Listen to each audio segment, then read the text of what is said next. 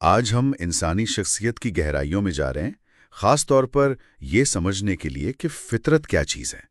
ہمارے پاس ڈاکٹر قمر الحسن صاحب کی ایک گفتگو کے کچھ اہم نکات ہیں، جہاں وہ اس بات پر زور دیتے ہیں کہ اپنی اور دوسروں کی ٹائپ یعنی فطرت کو پہچاننا کتنا ضروری ہے۔ جی بالکل، اور اس ساری بات چیت کا مقصد یہ دیکھنا ہے کہ یہ سمجھ بوجھ ہمیں ذاتی خوشی، اندرونی سکون اور کیا کہتے ہیں بہترین کارکردگی تک کیسے پہنچا سکتی ہے۔ اچھا، ڈاکٹر صاحب ایک بڑی دلچسپ بات سے شروع کرتے ہیں۔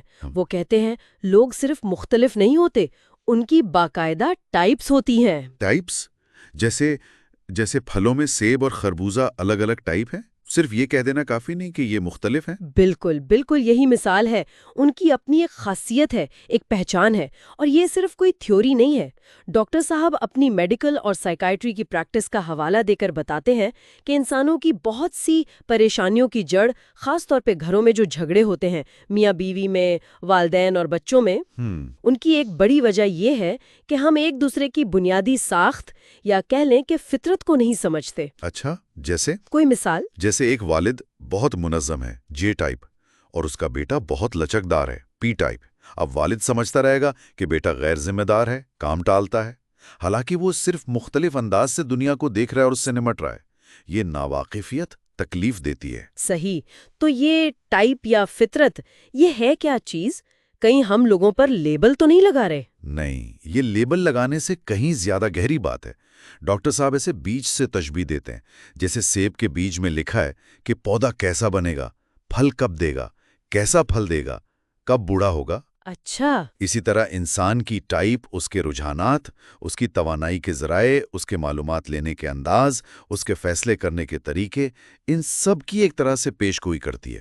اس سے انسانی رویے میں جو ایک حیرانی کا عنصر ہوتا ہے وہ کم ہو جاتا ہے۔ ڈاکٹر صاحب اس سلسلے میں کارل یونگ کا ذکر کرتے ہیں، جو سوئس ماہر نفسیات تھے، اور پھر مائرز بریگز، جنہوں نے یونگ کے کام کو بنیاد بنا کر یہ ٹائپ انڈیکیٹر بنایا۔ یہ تو بہت دلچسپ بات ہے، لیکن ایک سوال ذہن میں آتا ہے، تربیت کا کیا رول ہے؟ نرچر جسے کہتے ہیں، کیا سب کچھ نیچر یعنی فطرت ہی ہے؟ نہیں، ایسا نہیں ہے۔ ڈاکٹر صاحب کے مطابق شخصیت میں تقریباً 50% کردار فطرت کا ہے اور 50% تربیت کا۔ اچھا، برابر برابر؟ تقریباً۔ لیکن ایک اہم نقطہ یہ ہے کہ فطرت جو ہے وہ ڈائریکٹر کی طرح ہے۔ تربیت تبھی سب سے زیادہ مؤثر ہوتی ہے، سب سے اچھے نتائج دیتی ہے، جب وہ فطرت کو سمجھ کر کی جائے۔ مطلب؟ جیسے مالی کو پتا ہوتا ہے کہ کس پودے کو دھوپ چاہیے، کس کو چھاؤں۔ منی پلانٹ کو دھوپ میں رکھیں گے تو جل جائے گا، گلاب کو سائے میں رکھیں گے تو کھلے گا نہیں، ہے نا؟ صحیح، بالکل۔ اسی طرح اگر والدین یا استاد یا دفتر میں لیڈر اگر وہ فرد کی ٹائپ کو سمجھ جائے تو اس کی بہترین نشوونما میں مدد کر سکتا ہے، اس کی صلاحیتوں کو صحیح سمت میں لگا سکتا ہے۔ تو کیا اس کا مطلب یہ ہوا کہ ہم اپنی ٹائپ کے قیدی ہیں؟ مطلب جو ہماری فطرت ہے بس وہی رہیں گے، بدل نہیں سکتے؟ کوشش کا کوئی فائدہ نہیں؟ نہیں نہیں، قیدی بالکل نہیں۔ ڈاکٹر صاحب یہاں ترجیح یعنی پریفرنس کا لفظ استعمال کرتے ہیں۔ یہ فطرت کا ہی ایک پہلو ہے، جیسے آپ دائیں ہاتھ سے لکھتے ہیں یا بائیں ہاتھ سے، یہ آپ کی فطری ترجیح ہے۔ ٹھیک۔ اب آپ دوسرے ہاتھ سے لکھنا سیکھ تو سکتے ہیں۔ انسان میں یہ صلاحیت ہے کہ وہ اپنی غیر ترجیحی صلاحیتوں کو بھی استعمال کر سکتا ہے، لیکن اس میں محنت زیادہ لگے گی، توانائی زیادہ خرچ ہوگی، رفتار کم ہوگی، اور شاید وہ صفائی، وہ کوالٹی بھی نہ آئے جو آپ کے فطری حق میں ہے، اور سب سے بڑھ کر شاید وہ خوشی محسوس نہ ہو جو اپنا فطری کام کرنے میں ہوتی ہے۔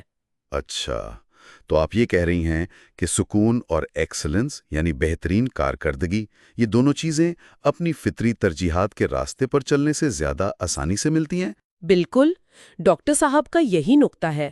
آپ فطرت سے ہٹ کر کام کر سکتے ہیں، زندگی گزار سکتے ہیں، مگر اس کی ایک قیمت ہوتی ہے، مسلسل تھکن، فرسٹریشن یا وہ گہرا سکون نہ ملنا۔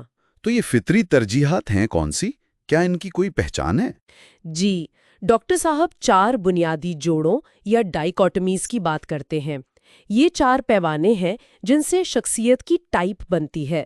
پہلا تعلق اس بات سے ہے کہ ہم اپنی توانائی کہاں سے حاصل کرتے ہیں، ریچارج کیسے ہوتے ہیں۔ اچھا، توانائی مطلب ای یعنی ایکسٹراورژن، جو باہر کی دنیا لوگوں سے مل کر کام کر کے توانائی پاتے ہیں۔ या आई यानी इंट्रोवर्जन, जो अपनी अंदरूनी दुनिया, सोच विचार, तन्हाई से तवानाई लेते हैं। बिल्कुल। और ये सिर्फ शर्मीलापन या मिलनसारी नहीं है, ये तवानाई के बहाव का रुख है। ठीक। दूसरा पैमाना?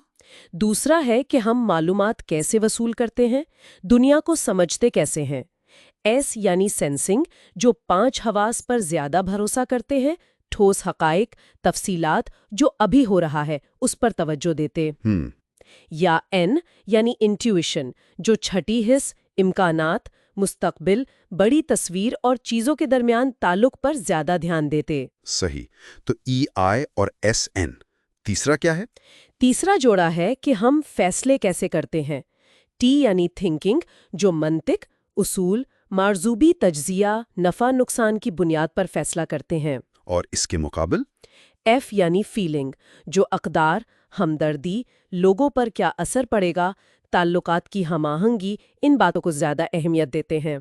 दिलचस्प। मंतिक बमुकाबला अक़दार। और चौथा और आखिरी? चौथा जोड़ा ये बताता है कि हम अपनी बैरूनी दुनिया के साथ कैसे पेश आते हैं, उसे मुनज़्ज़म कैसे करते हैं। जे यानी जजिंग, जो मंसूबाबंदी, शेड्यूल, वक्त की पाबंदी, चीज़ों को तयशुदा देखना पसंद करते हैं। और दूसरे? पी यानी परसीविंग, जो ज्यादा लचकदार होते हैं, ऑप्शंस खुले रखते हैं, आखिरी वक्त तक मालूमात जमा करते हैं और हालात के मुताबिक खुद को ढाल लेते हैं। वाह! तो ये चारों मिलकर एक प्रोफाइल बनाते हैं। ई या आई, एस या एन, टी या एफ और जे या पी। 16 मुमकिना टाइप्स बनती हैं इससे। जी हाँ, लेकिन डॉक्टर साहब यहाँ एक और बहुत अहम बात करते हैं, वो है नशोनुमा या डेवलपमेंट की। अच्छा, वो क्या है? देखें, अपनी टाइप को समझना और उसमें महारत हासिल करना, ये तो पहला कदम है। असल कमाल, असल इंसानी सलाहियत ये है कि हम ज़रूरत पड़ने पर दूसरी टाइप्स के मुस्बत रवैये भी अपना सकें। मतलब इंट्रोवर्ट भी एक्सट्रोवर्ट जैसा काम कर सके? बिल्कुल। ये लचक, ये फ्लेक्सिबिलिटी, ये सिर्फ इंसान को मिली है। आम का दरख्त सेब नहीं बन सकता, मगर एक इंट्रोवर्ट शख्स अगर ज़रूरत हो तो वो एक बहुत अच्छी प्रेजेंटेशन ले सकता है, लोगों से मिल सकता है। इसी तरह एक बहुत मंतकी थिंकिंग टाइप फर्द अगर चाहे तो हमदर्दी और ताल्लुकात का ख्याल रख सकता है। लेकिन आपने पहले कहा था कि सुकून तो अपनी फितरत में ही मिलता है। हाँ, और यही तवाज़ुन है। बात यह है कि दूसरी टाइप का किरदार निभाना मुमकिन है और अक्सर ज़रूरी भी होता है ज़िंदगी में आगे बढ़ने के लिए। लेकिन अगर आप मुस्तकिल तौर पर 24 घंटे अपनी फितरत के बिल्कुल खिलाफ चलने की कोशिश करेंगे तो आप थक जाएंगे। सही। हकीकी गहरा सुकून और तवानाई वो आपको अपनी बुनियादी तरजीहात के मुताबिक ज़िंदगी गुजारने से ही मिलेगी। दूसरों की खूबियां अपनाना तरक्की है, अपनी फितरत को बिल्कुल ही छोड़ देना नहीं। बहुत खूब।